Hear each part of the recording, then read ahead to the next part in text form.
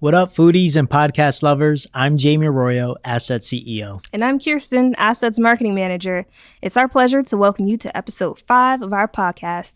In this week's episode, we have a mouthwatering treat in store for you as we sit down with Jermaine Smith, the talented co-owner of SpiceKings Kitchen. Known for its bold flavors and unique cuisine, SpiceKings Kitchen has become a local sensation for Lancastrians and touring musicians. Jermaine's passion for cooking and his dedication to serving the community through his culinary expertise make this episode an absolute must listen. So, get ready to savor the flavor of success with Jermaine Smith. So you started SpiceKings October 2nd of 2020. Yeah. Global pandemic. What made you want to start going right off the bat? Let's start a business. Everything's going crazy. What's going on? So actually before the pandemic, this is like the end of 2019. I had an idea to get in the wedding industry and have this umbrella of things. You have a decorator, you'll have catering, which was going to be my new thing because I always like to cook. And, you know, DJs, sound, lighting, you know, etc. And I was just going to like, what do you call it? When you hire other people, it's like outsource. You like outsource everybody else. Yeah. So, but the catering thing was a new thing I was gonna do. So, and I was seeing a lot of other cities like Atlanta, Houston. It was like guys who just love to cook, cooking out of their kitchen.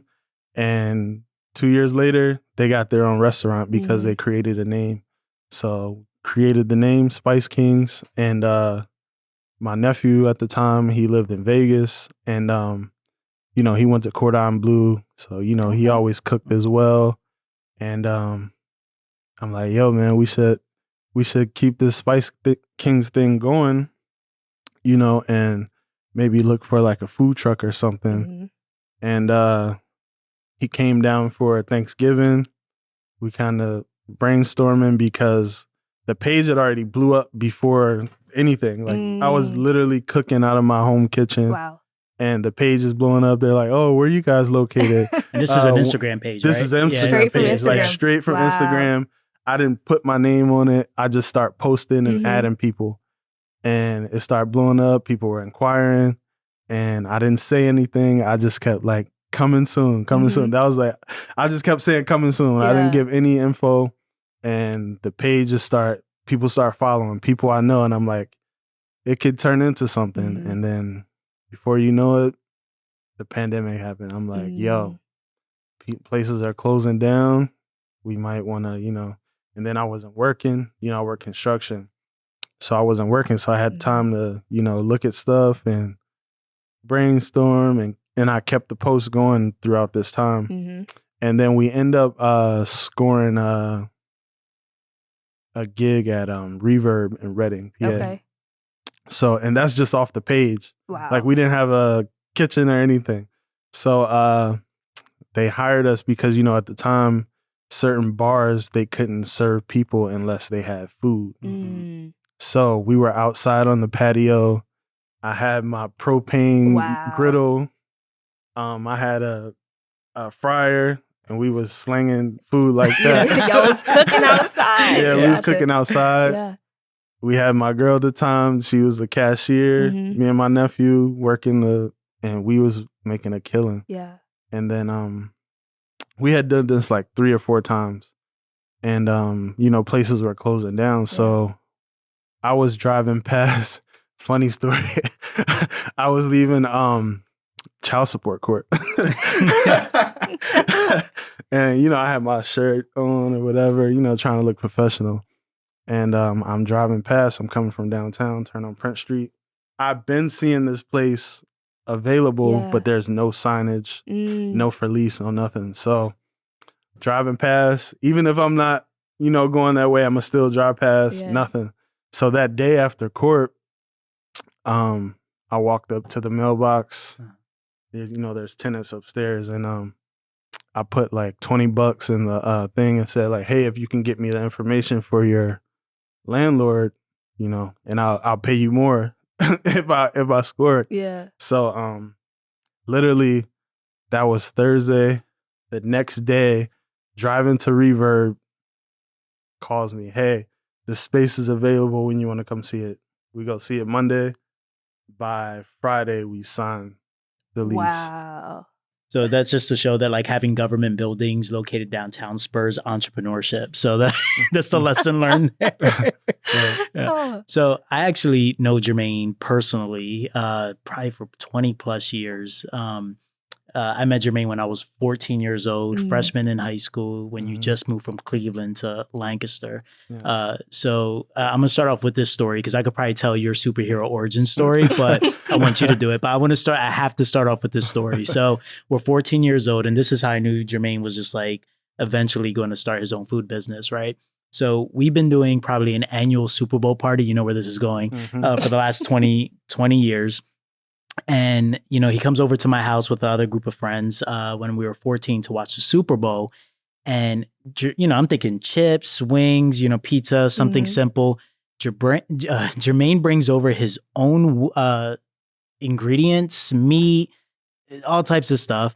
Goes to my parents and is just like, yeah, can I cook in your kitchen? No way. And my parents are looking around like this guy, this kid? Yeah, he's about to burn down my kitchen. But just starts chefing it up and makes his own special dip that to this day, every year for the Super Bowl, we have this special dip that Jermaine made since we were 14. That's wild. And here he is owning a restaurant. So a little bit blast from the past, flashback of Jermaine when he first started getting into it. So tell us a little bit about your superhero origin story. You know, what made you want to get into the restaurant business and your journey through entrepreneurship? Okay, so the dip was named the secret formula. Ooh, okay. A couple people know what it is, you know, friends of the family. And it originates from my aunt. Like right before everybody pretty much moved from Cleveland, my aunt, she moved to Vegas. We moved to Lancaster. And I kind of left with that. I had like 3 main recipes. Like when I was coming to visit my sister, I'll make chicken parm. I'm 14 making chicken parm. That's wild. Some of the best chicken parm too. And the secret formula and probably quesadillas, which was easy, but you know, and that was Light like the flex. 3 things that, you I know. could barely make cereal. But that's fine. Those are like my 3 main things and I perfected them, you know, but as far as like entrepreneurship, I feel like I got an early start. Again, right before I left Cleveland, my older cousin, like, I don't know how we got so close because he's so much older than me. And I was like 14, like 12 to 14. He was like coming to pick me up, to pick his kids up, to take his girl to work. And we just listen to music. And, you know, he had books. He's the only person I remember who had like books of CDs and like, before we left my family home, my grandma's house, he had crates and crates of records, like from back in the, I never known him as an active DJ then, but he just always had music. So he kind of inspired me to start DJing. So like he showed me, originally he mixed these 2, in which they are the same sample. It was Ashanti Foolish and Biggie One More Chance, same beat. And I was just so amazed by that. So that kind of started me like, yo, I want to DJ. Yeah. That was sick. So I moved up here. My first year here, I asked my mom for turntables. I bought my own mixer with like working at my brother's car lot. And I bought my mixer. He bought my first couple records. And it was history from there. So like that year, that was 10th grade, I believe. And my first gig was May, and I got the stuff in Christmas time. So, you know, that was my first time making money off of just playing music. Yeah. You know, I wish I could hear how bad it was back then, but you know, everybody lied and said it was good, but probably not. But you know, that's where it started, and then like I started throwing house parties. You know, I was making money. I was giving money to my mom for bills, you know, because she let me have these people in our living room to have a house party. No way. You know, you but were having them at your house. Get out of here. So I was having house parties like in the summertime, you know, where everybody And I may or may not have been there. Throw in the flashback pictures from those. Yeah. There's no footage. No footage. No found footage. There was no phones back then, so it was safe. Yeah. But Pre-social media. yeah. But that's kind of like where I feel like it trained me for what I'm doing now. Yeah. Like, it's like, you know, I made sure that I never missed anybody's event. You know, like if they call me and say, hey, I need you for this date, like I made sure whatever it was, still to this day, I've never missed the event for anything. So, you know, like that's part of, you know, running a business now. Like you have to, you know, stick to your guns on what you say you're going to do, especially if people watching on Instagram or whatever. Like you got to go, I want to say balls to the wall, you know, just make sure you make it happen. Right. And, you know, I feel like those younger ventures helped me, you know, to the entrepreneur I am today. Yeah. And also with my, you know, work in construction, you know, I was like a big part of that company, and just seeing certain things like putting in orders for materials, making material lists. Like sometimes even if I wasn't the foreman on the job, you know, yo, go do this, go make a list for this. Or, you know, I tell them, yo, we need this. Same thing with the restaurant. Like you got to make sure you have what you need for the day in order to operate. If you don't have stuff, that looks bad on, you know, your business. So just certain things coming up, I feel like it trained me for what I do now. And then also I feel like sports was a huge thing, you know, as far as discipline. You know, a lot of times I don't want to get up and go to the restaurant or got to run to the stores or whatever. But, you know, I remember Coach Camara, you know, he was like, fourth quarter, you know, balls to the wall and you put your fours up. So it's like, you know, fourth quarter, you know, even when you don't feel like doing something, you got to bring it home because, you know, people are watching you and people that reflects your business. Yeah. So that was just like towards your thing of how I became an entrepreneur and what really, you know, got me going and, you know, what prepared me for this lifestyle. Yeah. Yeah. I'm curious just because I know personally, like, you know, you come from a family of entrepreneurs as well. So your brother-in-law, Houston, who owned a car lot that we used to hang out with as kids and hang out at as kids. How has that influenced you in your entrepreneur journey? He was actually a huge influence in, you know, a lot of things I do. Like, you know, me coming up here in the beginning, like he got me started, you know, working at his lot and installing systems and radios and cars. Like I know how to do that till this day. You know, what's the saying they say when you teach a person how to fish, whatever, they'll eat forever or something like that. Yeah.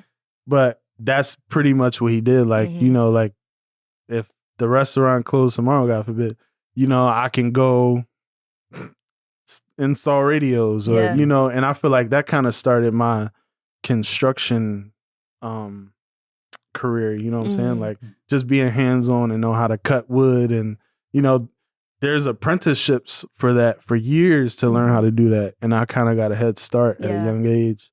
So those type of things I feel like is very important, you know, when you have your own kids, like just teaching them the basics, you know, just like I see a lot of kids like, you know, that came through the restaurant, you know, as dishwashers or whatever, like, you know, just body mechanics and just learning how to structure your day and, you know, what to do first, you know, certain things like that. If you do that at a young age, it'll be easy coming up to, you know, starting your own business or working for somebody else, you know, like, man, he's quick on his feet, you know, because you start, you know, you were prepared. And I feel like I was prepared for certain things. I don't know how or why, but, you know, those certain things prepared me for it, you know. Yeah, you could tell just the different areas that you talked about, whether it was construction, you know, learning to place orders. Like there's a lot of transferable skills that you start to take with you, which is kind of the thing you see with entrepreneurs is that they'll they might start one business, and even if that business doesn't succeed, they're able to take that skill set and go on right to the next business because it's all transferable. So it's cool to see that even through these different career shifts, you've been able to use those skills and put that in your toolbox. And that's what you see with the other guests we've had on the podcast. Some of the things they said was like, be a sponge, or they've talked about how they've just learned in any situation or environment they've been in. And that's just really important. If you're going to be an entrepreneur, you're always learning. You're looking at the environment that you're in, but also looking at within to see how you can evolve from from one situation. You started out as a DJ, you went from cooking on the sidewalk, now you have a brick and mortar restaurant, so it's just levels, and you're just always graduating. So, yeah. So tell us the first few months of business. You're, started in the middle of a pandemic. Things seem to have been taken off. You're seeing some success, and you've been able to pivot in real time. What started to happen, and what were some of the challenges you saw along the way?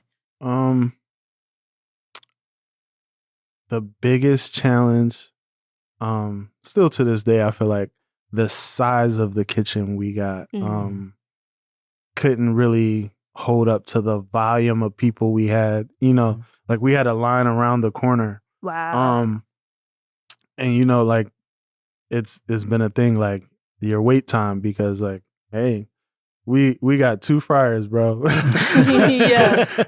There's only so many fries we can put in, bro. But I feel like that was the biggest thing. Also employees, keeping people that's consistent.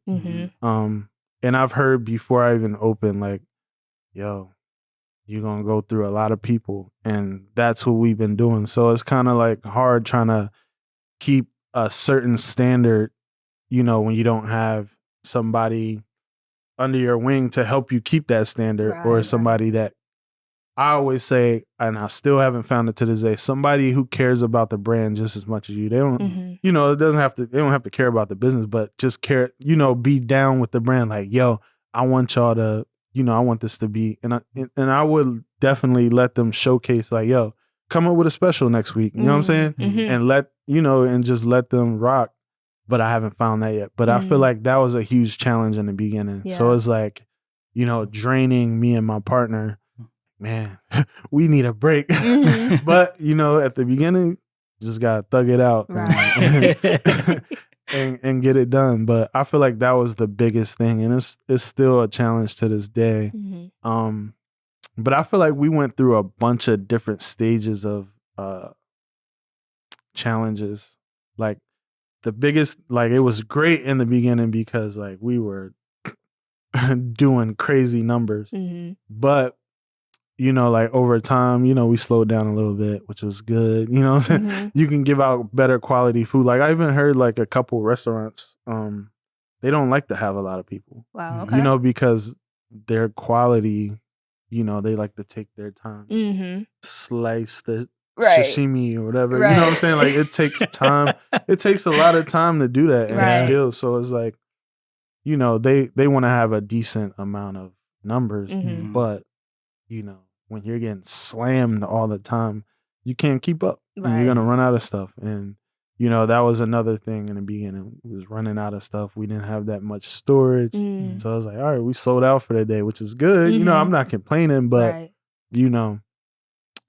it's time to expand. That's what I was like, and it's, and then we're just going through certain things like inflation, price of food is 3 times. Like, I remember we were buying cans of crab meat for like lump crab for like $8 a can, so we were able to keep up. It was good. Then it got up to like $24 a can. Wow. And I'm like, and mind you, we didn't change our price in our fries, our crab fries. So it's like, we eventually sat down with somebody because we seen the change. I'm like, yo, I don't know what to do. Because, people already saying that our prices is high. And he was like, yo, y'all losing money. You know what I'm saying? So we had to change the price. And, and we was just like, look, if people want to eat good food, they just gonna have to pay for it. You know what I'm saying? Like, and it's not like we're beating people over the head. It's like, we're giving a fair price. And, so that was kind of a challenge, just like trying to maneuver, because my first time owning a restaurant. So Mm-hmm. the pricing, and then, now it's like I said earlier off camera, people don't have as much money as the pandemic. You know what I'm saying? Like, they not spending as much money. And I know it's not just us. It's like, I've seen a couple people online post about their businesses not doing as well in this year because, I don't know, we in a recession, right? Not officially. But yeah, not officially, Yeah. but I feel it for sure. Like Mhm. looking at, how people spend their money. Yeah. Even me, like the pandemic definitely humbled me. I used to buy a little flashy stuff here and there, but like since the pandemic, I was like, yo, that don't mean nothing. Yeah. Like, it's not important. I'm a Target guy now. Hey, I love Target. used to be Neiman Marcus. Now I'm at Target. Hey, nothing wrong with Target. Yeah, Target. Exactly. Yeah. And since you're in the restaurant world and you got to deal with fluctuating pricing and stuff like that, how do you stay creative? Because cooking and being in the restaurant world, it's a creative space environment where you have to constantly be evolving, whether it's the space, whether it's the menu, whether it's the pricing. Like, how do you stay up to, how do you keep up with that or stay creative? So I feel like how we built a brand, me and my partner, is just trying to have things that's not accessible in the area. Like there's pretty much only one other crab boil spot, and that's the spot on Oregon Pike or Littis Pike. But other than that, can't get crab boils unless you go to Harrisburg or Philly or whatever. So I'm like, yeah, we have to have them. We got to get it. You know what I'm saying? Because nobody is doing that. And then we want to stay Instagrammable. So, for example, the ramen crab boil bowls, that was like a huge viral thing on TikTok. Why not start them? You know what I'm saying? Yeah. So it's like, just trial and error with recipes, and it's an art, just creating, and then we, come up with a price like, hey, we're using this much of noodles, which is nothing. Then shrimp, how much is how much a shrimp costing us for 6 or 7 shrimp, and then that's kind of how we just like create, and we'll create it on a Friday, we'll launch it on Tuesday. And, so it's really that easy. Or I'm just gonna go to the grocery store and grab a few things. Like this week, I kind of wanted to do. I seen like in San Francisco, huge Vietnamese dishes like garlic noodles, which is like spaghetti and then a couple like butter, garlic, and a couple Asian seasonings. But it's it's like the biggest thing there. So I'm like, it's easy. Spaghetti noodles is cheap. So like just trying to, just do your research. And that's with anything. Like even with DJing, I've done a backyard boogie where it was straight classic rock. Okay. You know what I'm saying? So it's like, I don't know really much about classic rock, but I know you can go to Apple, you'll see like the top 100 classic rock, and you just, do your homework. Yeah. It's with anything. You learn how to do your homework, you do your research, you got that playlist, and you see how the people react to it. So vice versa, see how people react to me just posting the boil, or if I do the garlic noodles, how people react to it depends on how long I'm gonna keep it on the menu. Like we recently did buffalo chicken egg rolls. Okay. I didn't really know how I was gonna go, but it's on the menu now. You know what I'm saying? Because people were buying it so much. I'm like, all right, this is something. This is something we can keep on here. So that's kind of answer your question. That's how we, try to stay fresh and keep new things on the menu. Yeah. Because if we don't, we're just gonna fizzle out like a lot of other people. So we gotta, stay fresh, new sauces, and then it's how you promote it too. Yeah, definitely. Yeah, I like how you guys have like the concept of a test kitchen. Like I like ice cream brands like Ben and Jerry's. They have like the test kitchen, and people are playing around with the flavors, and people on the team are testing the flavors, trying to figure out, okay, is this good or not? So I like how you guys do that. And it's crazy that you said the turnaround was just a couple days. Like you'll test the recipe out, and then it's on the menu ready to be sold Mhm. within a matter of days. Like that's pretty cool. Yeah. We'll start off as like a special, and then Okay. and then like, all right, is it selling enough to keep on the menu? Yeah. Let's do it. Yeah, I It like goes to that. the sense of like speed and, what's it, better is done than perfect, or Mhm. was it done is better than perfect, Yeah. right? Mhm. So Yeah. it's just Yeah. like, let's test this, let's get it out.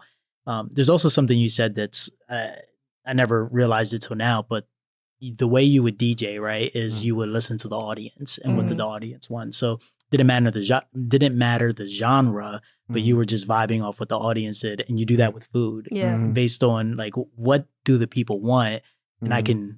could put that to get that dish together. Right. Yeah. Yep. So yeah, that's pretty much like that's what SpiceKings is. Like what do people want? What's on TikTok? I'm online usually when I'm on the toilet.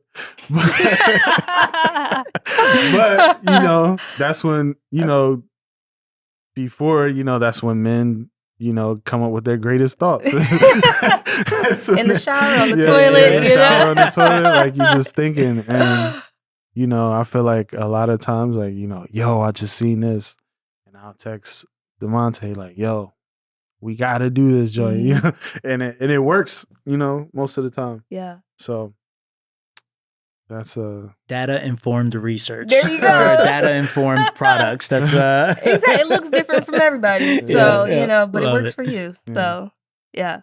Yeah, and that's pretty cool that you mentioned your partner. That it's cool to also have a partner that's open to these cool, different, out of the box ideas. Because like sometimes you hear stories about business partners that one is like straight and narrow. They have not a creative mind. Like what's the right brain? The right side of the brain is non-creative, and the left is more creative. Is that how it is? I don't know. Whatever. Like usually it's one partner's one way, and one partner's like, let's do this. Let's do this crazy thing. But it's cool that both you guys seem to be in sync with let's think out of the box, and let's try it out. Yeah, for sure. Well, he's my nephew, so okay, yeah. So it runs in the family, This episode is built by Cargus Systems. Cargus is an employee-owned software company offering business software implementation, support, and customization since 1988.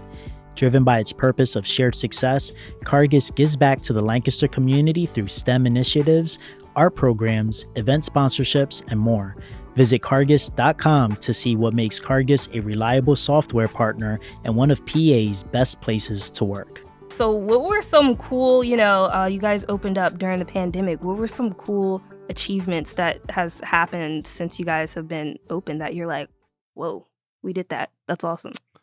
I would say the biggest is we catered for Roddy Ricch on tour. Okay.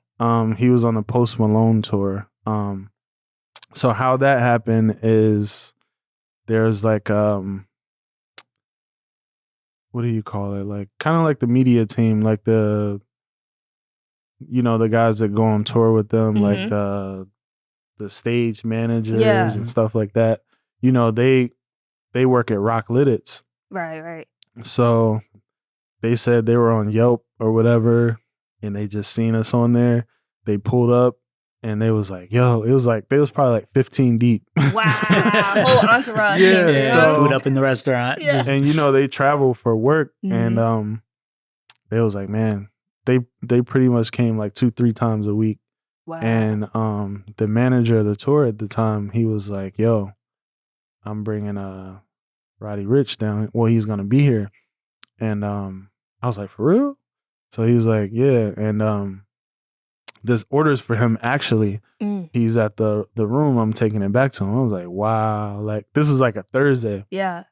So I guess he liked the food enough. My partner, my nephew called me like, yo, you're not gonna believe Roddy Ricch is sitting in our restaurant right now. I was like, shut up. Yo, I turned the corner. Him and his guys are literally standing out front of the restaurant, just like chilling, like they got like a black truck and just hanging out like they live there. You know what I'm saying? And he was sitting down, he ate. He was like 4 or 5 guys, and he stood there for like 3 hours. Like, not he ate his food. Yeah. They're just chilling, Yeah, just taking hung out. pictures with I customers. was gonna say he's a slow eater. I was like, No, they man. were just hanging out. Yeah. Like, He has time. I get, because they're working. Yeah, You know, so yeah. they probably have free time. I don't know, Mhm. but and we sat down and talked to him. He was like, "Yo, yeah, I got a tour coming up, and I'm thinking, whatever. You just, and he was like, "Nah, I'm gonna get with you." So we reached out, and he was like, "Yo, just send me your menu." Okay. And a couple months later, he was like, "Yo, I got you locked in for DC and Philly." Wow. And I was like, "Word." So we actually shut down the restaurant and went out there and did it. I was like, "Yo, it's a once in a lifetime." Definitely. I mean, maybe I think it'll happen again. But There you go. Manifest that. Yeah. Yep. yeah. So before we went there, we actually had Trina from Miami. She came in the restaurant. We actually closed the curtains and served her entourage and the people she was with. Wow. Which that was pretty big. But I would say the Roddy Ricch, like we had backstage patches, we had the wristbands. We could literally go anywhere in the arena. Yeah. Like we set up the green room, put out the Schaefers, Mhm. and they served themselves, and the guys came in.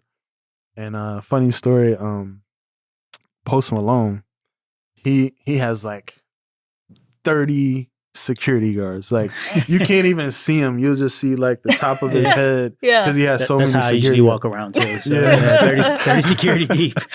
And I was like, "Yo, you want some food?" And he was like, "What do you got?" And he was like, "Henny wings." And I was like, "What?" He acted like he wanted to turn around, but Yeah. he looked like he was high out of his mind. I wouldn't be surprised. But just being in that space Mhm. and having that opportunity was Yeah. top flight.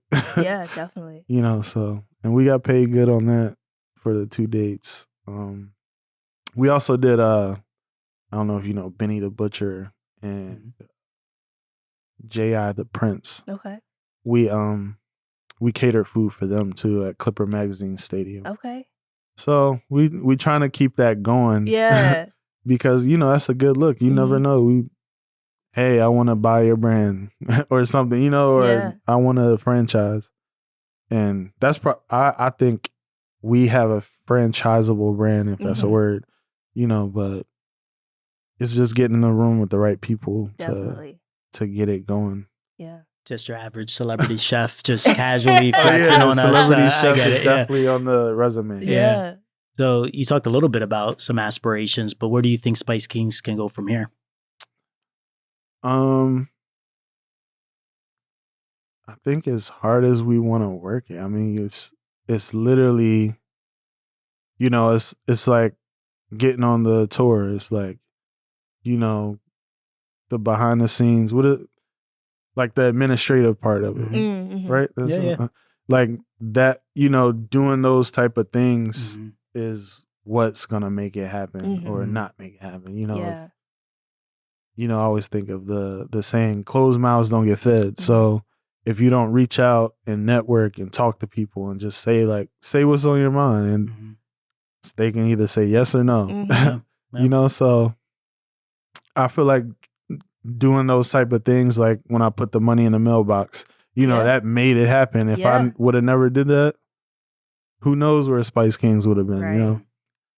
Actually, we had a place locked in, but they didn't have a hood system, so it's going to be hard. But, like if you don't apply pressure, it's not going to happen. Right. Yeah. So it's definitely a hustler's mentality when it comes to entrepreneurship, right? It's just like going out on a limb, taking risks and putting yourself out there. And sometimes that's super uncomfortable. Yeah. But if you don't take those micro risks, those steps, you don't know where you'll end up. So I definitely didn't have that 20 to give him. Yeah.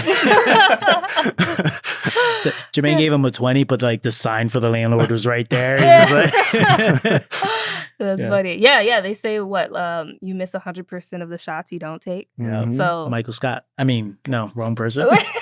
I don't actually... Office reference. All right. Tough crowd. So obviously you mentioned, you've had some entrepreneurship in your family that's you've been able to kind of look at as guidance. You've done a lot on your own and just kind of learning from scratch. if you were looking at or talking to other aspiring entrepreneurs that are looking to start a business or want to go on their own journey, what advice would you give to them?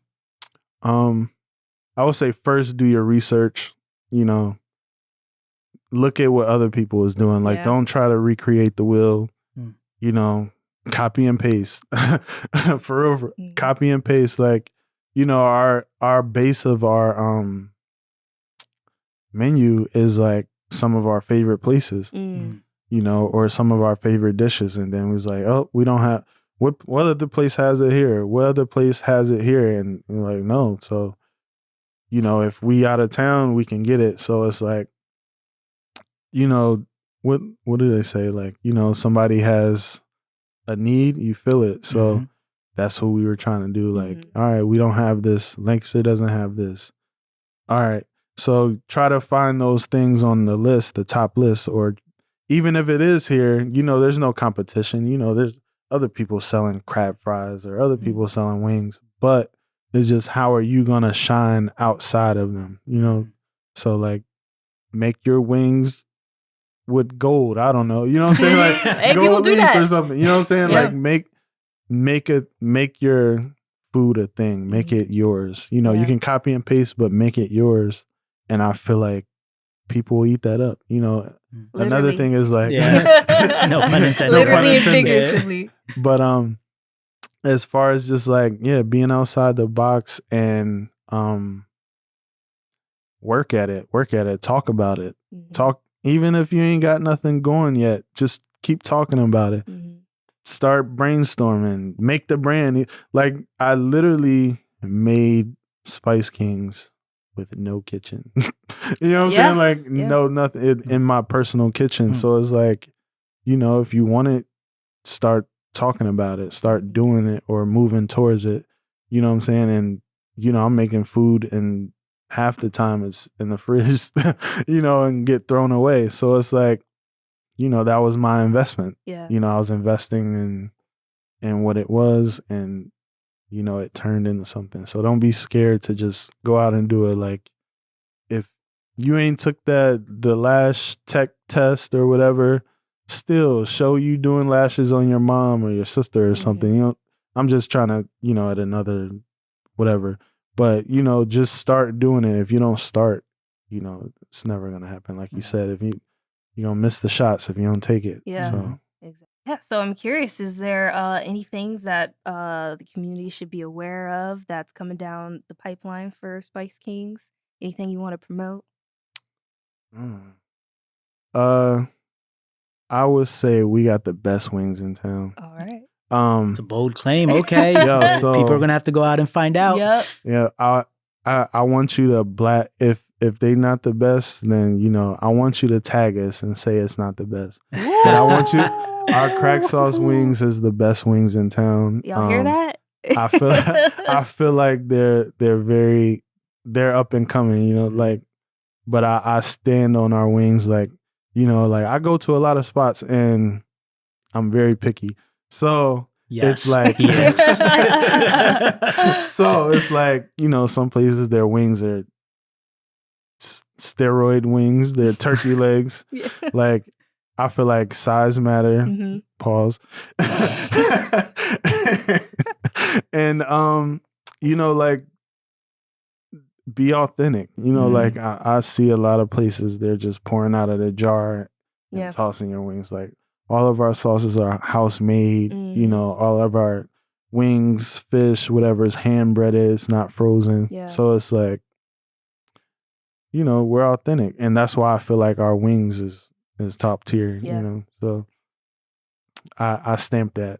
You stand on that 10 toes down, right? I stand on it. I love it. Yeah. So some rapid fire questions for you. Okay. All right. Top 3 rappers, greatest rappers of all time. Top 3. Wait, is this No quick pressure. time or slime?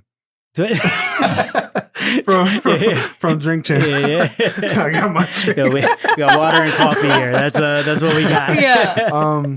You said top 3. Top 3 greatest rappers of all time. I'm not gonna say Joe Budden. I'm gonna Jay-Z, Drake. Ooh, we got Drake 3 times so far. Yeah. And I'm gonna just say because his versatility, like his impact is crazy. Like whether you like him or not, it is what it is. That's how I feel about Eminem. But I don't put Eminem in my top because I feel like the last 15 years it's been weird.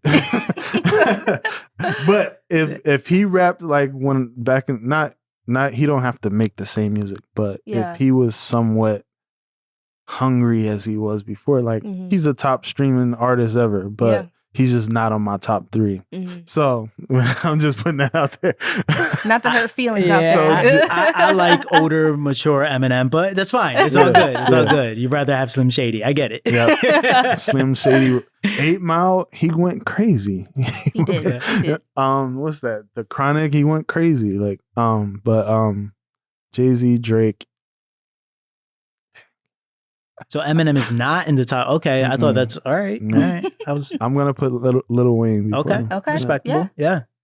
And not just lyricists. I'm putting, impact, versatility, hits. Like, and I put Lil Wayne there. A lot of people say Lil Wayne he was lyrical for a little bit, then he turned auto-tune. But if you look at it, like a lot of other people say, like, yo, his impact is crazy. Like, who have face tattoos? I mean, it's always been face tattoos, but every rapper nowadays, they got face tattoos, they got dreads. Yeah. Like he made this new generation pretty much. So, Jay-Z, he's the GOAT. He's another impactful person. For sure. Outside of whatever. And, Drake is Drake. It's interesting how the correlation between music and entrepreneurship, that sometimes you think beyond what the business model is, right? It's beyond just music, beyond just like the business.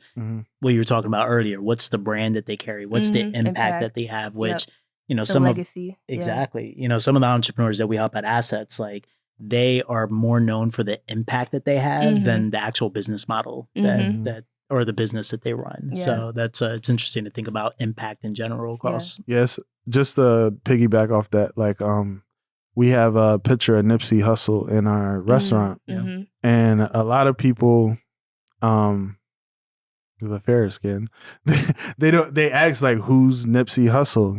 And even a lot of people don't know who Nipsey Hussle is because he's a West Coast rapper. He wasn't that big until his last album. But people ask like, why did you put him there? Why is he up there? He's not in my top 10, but that last album was crazy. Yeah. And it also Neighborhood Nip, what he represent. Yeah. He represent, giving back to the community. Definitely. He was a philanthropist, entrepreneur himself. Yeah, entrepreneur himself. So one of the early ones that talked about entrepreneurship as an artist that was like, you don't have to take these major music deals. You can go out and do this on your own. Right. And give back to the community you came from. Yeah. So, that talking about impact, like that's what he means to me. Not so much because, for years, my cousin in Vegas, yo, you need to listen to Nipsey Hussle. And I listened to him like, yo, he sucks. But, his last album, huge fan, like listen to it front to back. So it's like, it's not where you start, it's how you finish. Yeah. Finish line. Yeah. Yeah. Top 3 movies. I'm gonna just throw Independence Day out there. That's a good one. Yeah. I'm gonna say Friday. Just because it like brings back memories of a certain time in your life, whether you were, first watching it to watching it down the line. Like it just makes you think of different times. And I'm gonna say Belly. I probably shouldn't have been watching it when I first watched it, but it's a classic. It teaches you a lot, looking at, the mistakes they made in the movie. But I feel like it's a great storyline. Like it's great. Top 3 restaurants in Lancaster. We know you're picky. Oh, in Lancaster? Yeah, in Lancaster. Okay. Yeah. I don't know. Are we allowed to use Spice Kings for this one? No, I won't. Outside of Spice Kings. Yeah, outside of Spice we know Kings. Spice Kings is your favorite. Number 1. Okay, 2, 3, and 4. For the record, I don't eat SpiceKings that often. Just because I'm around it so much. Right. But dang, top 3. Belvedere is one of them. Those Caesar salads are very consistent. Very consistent. Like if you want a salad, go to Belvedere. I would say I actually worked on the project, the Wilbur factory. Yeah. It's called Blackstone. Okay. Blackworth, I think it's called.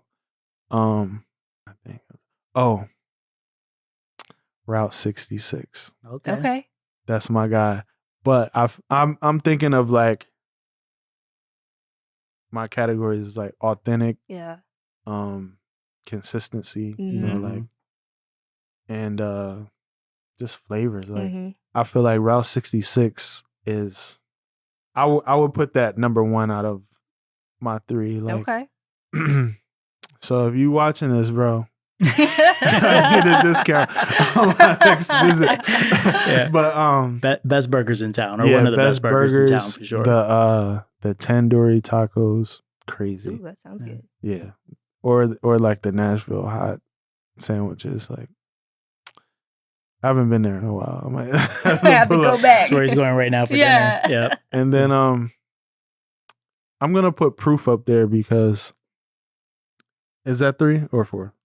That was 3. I mean, go ahead, if you want to throw another one in there. Blackworth, You said Route 6. Belvedere. Oh, so that's 3. Yeah. All right. Well, shout out to Proof. I was gonna shout out Proof because they show mad love, but that's not really food. Like I really don't eat there, but just the staff over there and the drinks and how they do that over there. That's another one of my favorite spots. But I really don't eat there. But I just wanted to shout them guys out because they show mad love. Like they pull up, get food. Like, Hey, Jermaine, next time you come in here, buy something, eat, sit down, eat something. Cool. Yeah. Awesome. Oh, yeah. Well, thank you, Jermaine, for stopping by. DJ Mainline. Yeah. Oh, yeah. We didn't ask what your DJ name was. That's what it was? DJ Mainline. Yeah. So I still remember Jermaine coming into the cafeteria and going, okay, these are the list of my DJ names. And there were a couple there, and we don't have to talk about them. But then I don't think terrible. Yeah, but DJ Mainline wasn't on there. The list. He came after. He was just like, I heard this song, and I forget what it was, but it was like, "You're my mainline" or something like that. And DJ Mainline, it was. Yep, okay. It was that, and then my cousin who inspired me. I got on the phone with him and his friend, and he kind of threw that out there, and I was like, I heard that before. All right, that sticks. That sticks. To this day, I know people still reach out to him. Like, it's Mainline. Yeah. I just literally walked past, like on my way here. My guy DJ Image, he was like, "Yo, I don't even know your real name." Because he was with his girl, and she was like, "Yo, this." I was like, "My name's Jermaine." And he was like, "Damn, I didn't even know your real name." That's funny. That's like cousins in the family. Like this JJ. What's your name? Yeah. Tito. What? Yeah. What's your real name, Tito? Exactly. Yo, he did not know my real name. I was like, yeah, respectable. That's awesome. Cool. Yeah. Before we wrap up, though, where can people find you on social? At SpiceKings Kitchen on IG. We also have our link there if you want to order online. It's better than DoorDash. No shade to DoorDash, but it's cheaper for us. If you got delivery from our Toast Tab link, you can find me, my personal, at DJ Main with the E line at DJ Mainline. And we're also on Facebook. Google me. Cool. All right. Thank you. Yeah, thank you. We had such a fun time with Jermaine reminiscing about the past. If you haven't eaten at Spice Kings, make sure you do. And we're right around the corner from our big party, Assets at 30. We'll be celebrating 30 years of Assets on September 12th, 2023 at Southern Market. The program will run from 6 to 8:30 p.m. and doors will open at 5:30 p.m. It'll be a convening of innovators, entrepreneurs, community leaders who are passionate about small business and ethical entrepreneurship. We hope to see you there. We won't want to miss out. This is the Built by Us podcast, brought to you by Assets. Visit us at assetspa.org to learn more about the products and services we provide. And you can follow us on Facebook, LinkedIn, Instagram, and YouTube.